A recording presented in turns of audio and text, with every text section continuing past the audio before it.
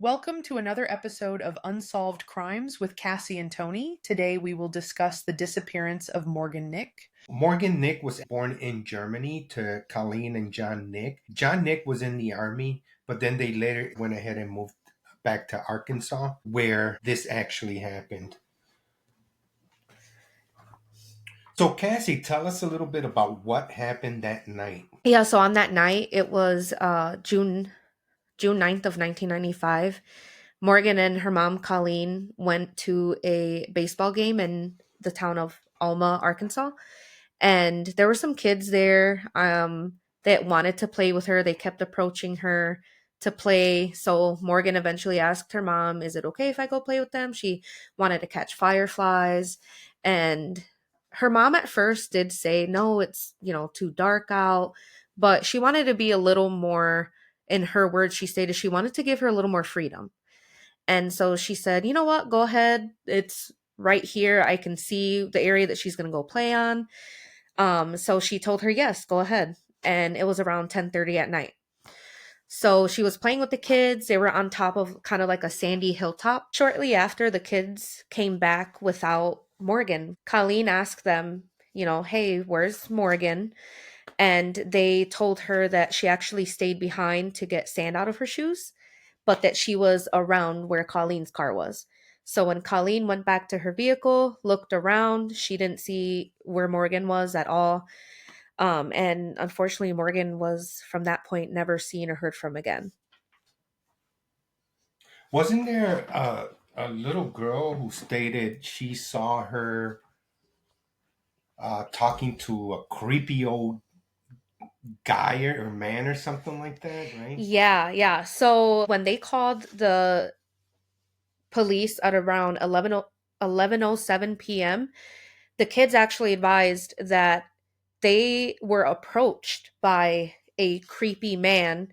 And when they had left Morgan behind, when she was sitting down on the ground getting the sand out of her shoes, they did see that man approach her as they were running back over to the benches where all the parents were.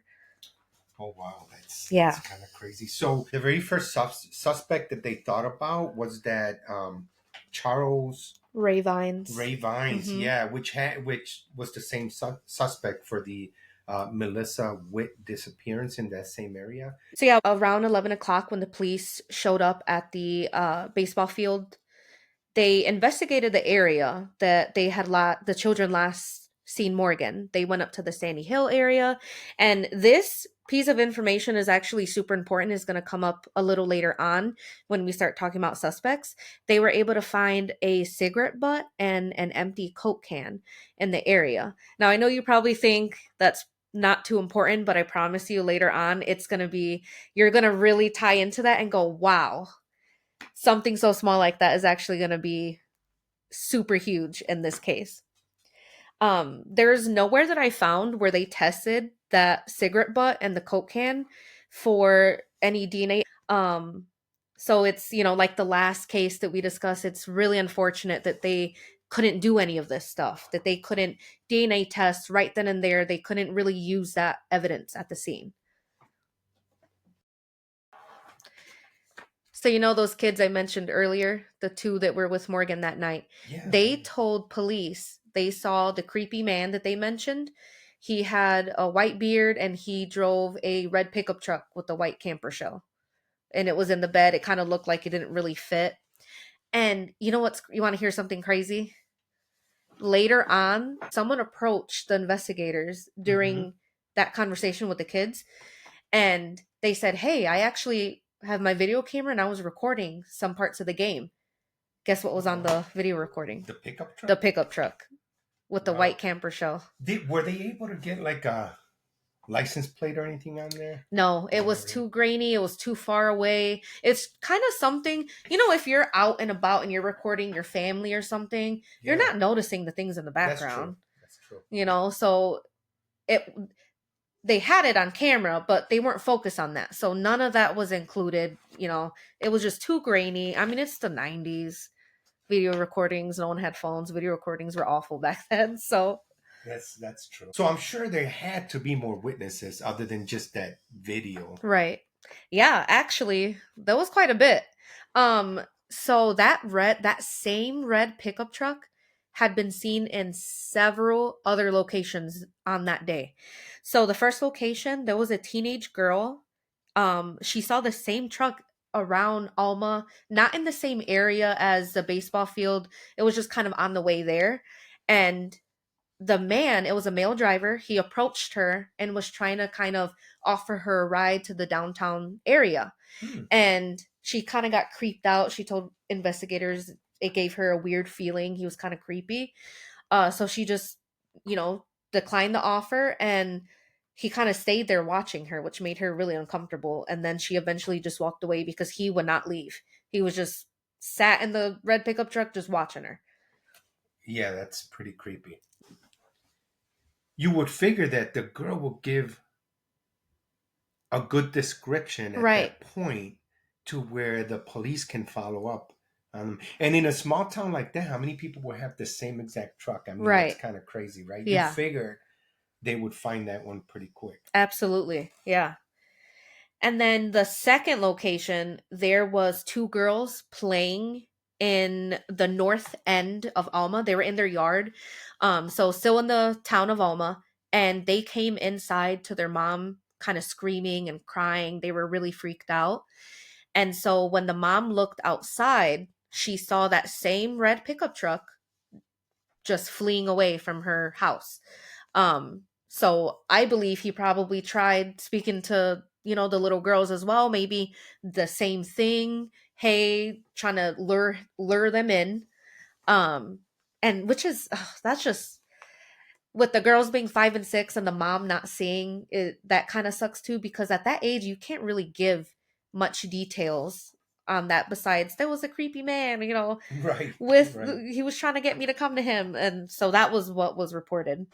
um the third location was actually in downtown Alma. It was on North Main Street. It was close by the field where Morgan was abducted, so he was kind of on his way there.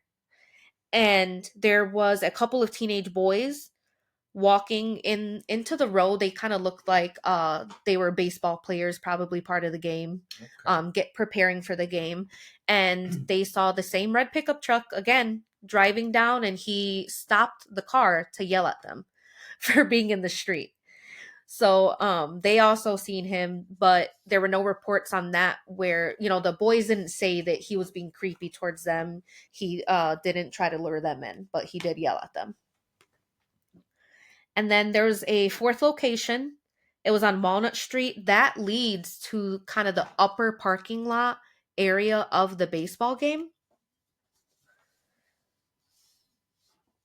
And there were some young boys around 10 years old. They saw that same pickup truck, and again the male driver yelled at them for being in the street as well. So it kind of seemed like that guy was not having a good day because he out here yelling at kids. And yeah.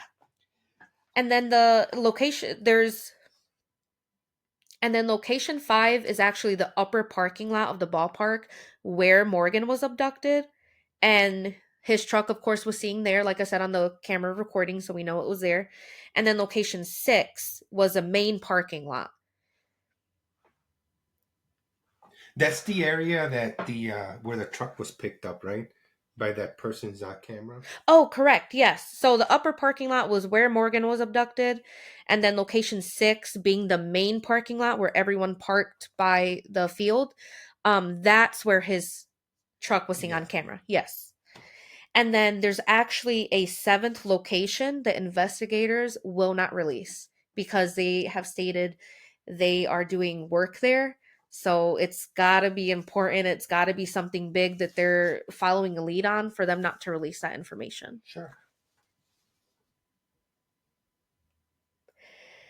And then there's another crazy thing. Kind of, I feel like this was another location. It's not one that investigators deemed as one that they're actively searching the area for. Mm-hmm. But in Alma, there's kind of like a little river somewhere like 10 minutes from the ballpark. And there was a group of teenagers in a car. They were kind of parked at the river just hanging out. And they saw that red pickup truck come in to the area that they were in. And they said as they drove by it, when they decided to leave, it looked like it was a male driver and it looked like he had a kid in the front seat Oh of the wow. car. So they on the day of her disappearance, they didn't come right out and say that until they found out days later of her. So it was a few days, maybe 2, 3 days after her abduction, that these teenagers came forward with that information once they found out about Morgan's disappearance. So by the time investigators went out to that river area, it was flooded really, really bad. So unfortunately, they weren't able to search that area during the time. Wow, that's That's some good stuff, huh? they know they dropped the ball on a lot of this stuff Yeah. again, but Yes. so we touched on earlier where Charles Ray Vines was kind of uh, suspect. He was also Right. suspect in the Melissa Witt case. Mm-hmm. But I mean, they did actually do a polygraph test on him, They though, did. and he did fail that, right? I mean, I know that they ruled him out. He did die from cancer, and they couldn't really set any more interviews with him. But he did fail that polygraph test, and he did drive a red pickup truck as well. Yes, and the detective on that case, Lieutenant Brett Hartley, he stated he knew for a fact that he had a red pickup truck with a white camper shell, but like we said in the other one, he couldn't. They couldn't prove at the time he had access to it. But the main thing here is they actually have a stronger suspect and not enough information on Charles Ray Vines for this specific case.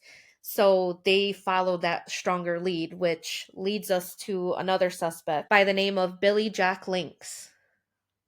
So Billy Jack Links, he's the one that also drove the red pickup truck, right? Correct. Yep. So Billy Jack Links, he actually has a little bit of a record on him already. So to get into why he was the stronger suspect of the two, so in March of 1992, he actually was arrested for sexual abuse. He had, sexually abused a victim as well as his own granddaughter, unfortunately. So he has already that record on him, right? And then in 1993, he was actually arrested a attempted kid for an attempted kidnapping. And then following that, actually 2 months after Morgan disappeared, Lynx went to it was a Sonic drive-in, and there was a girl there. She was with a few young boys, her brothers, some friends. And he pulled up smoking a cigarette. Remember how I said that was going to be important? Wait till you hear Oh this, yeah, right? and drinking a Coke probably. Probably drinking a Coke. Yep, yep. Okay. So the kids were buying, snacks and drinks, and he lured them in, trying to give the boys a few dollar bills for them to leave. To go inside. Here's some money, kids. Why don't you go inside and grab you some more, while I talk to this young girl. And the young girl, she was kind of refusing to speak with him, and she actually the kids caught the vibes, that he was off, he was creepy, this isn't a good situation to be in. So she told the young boys, run into the Sonic, ask them to call the police. So they went to call the police. He purposely dropped his cigarette on the ground and tried to get her to pick it up. Oh, I dropped that. Do you mind grabbing that for me so I don't have to step out of my car? And that's how he was trying to lure her in. So if you recall how I said they found a cigarette butt where Morgan was last seen, I'm wondering if he tried to do the same thing to Morgan before just getting out of his vehicle and just grabbing her. Was that cigarette butt recovered and compared to the other cigarette butt? Yeah. Is my question. So unfortunately, it was not. See, those are the things that when you're looking at these type of cases Mm-hmm. through different eyes, and I'm not saying by any mean that I'm law enforcement or better than law enforcement or anything like that, but when you actually look at everything, you always trying to find something, right? Mm-hmm. Like for example, the cigarette butt, right? If they found one where Morgan was abducted, right, and then the police are called to this incident, That's a really good thing to compare that, right? That'll give Right. you some idea. Oh, wait a minute, it's the same person Right. that was at point A is the same person that tried to abduct this girl at point B. Yeah, it's So kind those are of the his things that they MO. miss. Yeah. Yeah. Yeah, no, I definitely agree. And when he heard that they were calling the police after he tried the cigarette trick with her, he actually started to flee the scene. And as he was trying to escape, the area, he actually hit a pole, kind of like a, what is it, like a light pole, Mm-hmm. that you would see, a Yeah. street light. He actually hit that. Because the police were actually looking into Billy hitting that pole as a hit and run, they found red paint on the pole. It was, I should probably also state, it was a wooden pole, which becomes important later on. Um, they were able to connect from witnesses. There was actually a man across the street when this happened. He was at a bank withdrawing money, and he told investigators, this kind of doesn't seem too sketchy, but my gut instinct told me to write down his license plate number. So that man gave Ah. investigators his license plate number, so they were able to connect him um, to that because he had some wood on his car where he hit. It was kind of like on the right side of the driver's side, and it was dented in a little bit. So they connected him to that. So on September 1st, the investigators wanted to go take a look at his truck at his house, and they decided on September 5th to go ahead and get it towed for processing. They wanted a further detailed kind of process to collect some evidence. And you'll never believe what they found. What? So they found blood in his vehicle, on the truck. Mm-hmm. It was on the front bench seat, kind of, Okay. how trucks Yeah. have kind of Yeah. the three seats up front. And so they took that patch of the bench seat to get that looked at for DNA. Unfortunately, there was not enough DNA on that blood to determine whose DNA it was. It was kind of like when they did the testing on it, Mm-hmm. the testing said this is blood, but we don't know who it would belong Right. to because there's Okay. not enough DNA in it. Did they find anything else though? Yeah, so actually, none of the original items they collected in 1995, when new investigators as of recently started to kind of look back into this case October, from with what I new saw, eyes. right? 24. Yes, yes, Okay. yes, October of 2024, they decided to do more research on the evidence and test it again.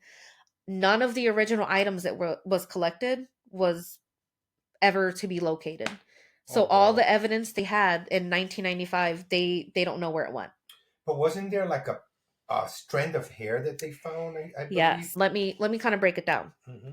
So Billy Lynx was actually arrested in 1995 for that attempted abduction. He was to serve a 6-year sentence That for was the that. girl by Sonic, right? Yes, Okay. correct. And unfortunately, he passed away in 2000 while serving that 6-year sentence. So what happened to the red truck? How do we get from that with new testing in 2024, right? So his truck was actually impounded when he was arrested and held an impound until it was bought in auction. Investigators with fresh eyes in 2024 searched his VIN number of that red truck and was able to find it registered in a small town about 30 miles outside Oh of Alma. wow. Isn't that crazy? 25 years later, Still exists. it still existed. And But I wonder what are they going to get 25 years later? You know oh, how many times yeah, that truck's been washed? absolutely. So they actually went out to where the truck was, and they were able to dig up the original flooring, the original carpet. They looked at all these different angles, and they found that single strand of blonde hair Oh, that's where they under found it. the Okay. yeah, underneath the driver's side of the like underneath the carpeting, the original carpeting of Wow. that. They found that single blonde hair. Investigators tested that along with that blood sample. That blood sample never No DNA That's on the it, one not that had no enough. DNA. Yeah. Yep. However, they tested that blonde strand of hair and tested it with Colleen, Morgan's mother's hair, and results came back as being either a sibling of Colleen or a child of Colleen, Wow. which indicates at some point her DNA was in that vehicle. But this is where it gets weird, right? Because it's you have two suspects here, Right. both legit, right? It's kind of tough, right? Because you have one who failed the polygraph test Right. when they asked him about Morgan Nick, Right. which kind of and had a red pickup truck, right? Which kind of tells you, okay, maybe he did it. Right. Then you have one where there's a strand of hair found 25 years later or whatever, Right. One of those two guys did it, right? Absolutely. It's really simple, but I think the focus here is it's to give the family, of course, peace of mind, but at the same time, these guys are already gone. Right. You know, they're both gone. Dead. They're gone. You can't convict someone who's no longer here, but Right. the main important focus here is they need to find her body. Absolutely. They said they witnessed Billy actually had purchased some cement slabs Yes. that he actually laid, but they checked there years later. They did. There was nothing there. And it was 3 days after Morgan's disappearance that he was seen laying 10-inch concrete slabs next to his shed, like in front of his shed. That's so crazy. When they dug that up, they dug up actually 2 slabs, 10 inches. So you're talking maybe 1.5 feet, 2 feet of concrete slabs. They unearthed that, dug that up, and then 3 feet under that as well. And they just did not find anything. My thing was, when I was watching this, I was frustrated because I'm saying to myself, how do they let him slip through the cracks? Such an important suspect. And the thing was with Billy is that he passed a polygraph. They did polygraph him for Morgan's disappearance, and he passed that one. So you're looking at the 2 suspects. You have one that didn't pass and one that did pass. But out of the 2, I'm thinking Billy is the strongest suspect. Right. Because but look at how bizarre this is, right? Yeah. You have 2 suspects, right? I said this earlier, but I'm going to add this. One failed the polygraph test, and they didn't find any evidence, but had the same red truck. The other one passed a polygraph test. Right. But a strand of hair was found that belonged to the victim. I mean, and had a red truck too. Yeah. It's a tough one, right? And you know what I was kind of thinking while looking at all of this? Were they related? Did they have access to the same red truck? But they're not. They have no relations to. Yeah. It was 2 different trucks. Right. But it's so bizarre that it was so bizarre looking at the suspects and all the info that they were so eerily similar that I was like, they've got to be related in some way. But then I'm like, no, they really weren't. It's just that uncanny that there's 2 suspects and they're doing the same kind of things. They're both, have been arrested for these crimes. They both had a red pickup truck. It's easy for the mind to lead both there, from but the same area. Yeah, both from the same area. Wow, it's insane. Yeah, it is crazy. All right, so we're actually going to keep you posted on any new information that comes out with this case. Cassie and I still follow up with cases that we review just to see if there's any more new information. But we will share it as we get it. It may not be in a podcast. It could be just a message or something on our Facebook. But if it's something big, of course, we'll do a podcast on it as well. But we do want to leave you with this. If you have any information about Morgan Nick's disappearance, contact the Alma Police Department or the FBI. Both numbers will flash here on the screen. One more thing, there is a Morgan Nick Foundation that helps parents cope with disappearance of their children, and it helps prevent children from going missing. You can support them by going to morgannickfoundation.com.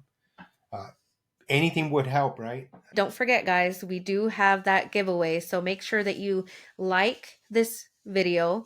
Make sure you like our Facebook, follow our Facebook page, Unsolved Crimes with Cassie and Tony. And And go share and like this video, as well as follow us on Facebook, Unsolved Crimes with Cassie and Tony, and subscribe to our YouTube channel for that giveaway that we will be announcing the winner on live on Facebook Sunday, June 1st.